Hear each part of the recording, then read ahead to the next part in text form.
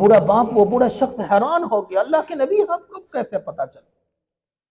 اللہ کے نبی صلی اللہ علیہ وسلم نے فرمایا کہ جب تم اپنے دکھڑے رب کو سنا رہے تھے نا، اس وقت رب نے حضرت جبرائیل علیہ السلام کو بھیج کر مجھے وہ سارے دکھڑے سنا دیے تھے، میں آپ کی زبان سے سننا چاہتا ہوں۔ اس نے وہی دکھڑے آپ صلی اللہ علیہ وسلم کے سامنے سنائے، اور آپ صلی اللہ علیہ وسلم سنتے جا رہے ہیں اور آنسو بہاتے جا رہے ہیں۔ اور پھر اس بیٹے سے کہا کہ کھڑے ہو جاؤ، میری بات غور سے سن لو، آج کے بعد تم اور تمہارا مال تمہارے باپ کا ہے، یہ والدین کی عزت ہے۔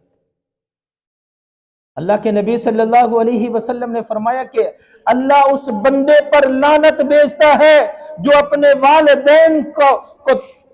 تنگ کرتا ہے، اپنے والدین کا دل دکھاتا ہے، اپنے والدین کو دکھ دیتا ہے، اللہ اس پر اپنی لعنت کو نازل کرتا ہے۔ معلوم یہ ہوا کہ ایسی اولاد پر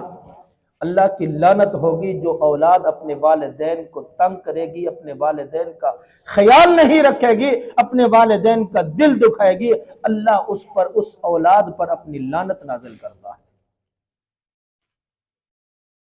جو مرضی کرتا پھرے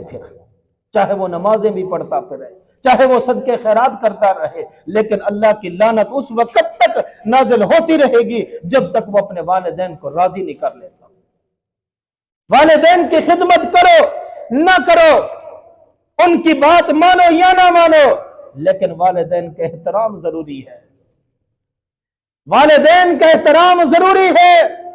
والدین کا احترام اس طرح کرو جس طرح حضرت ابراہیم علیہ السلام نے اپنے باپ آذر کا احترام کیا تھا۔ والدین کا احترام کرو،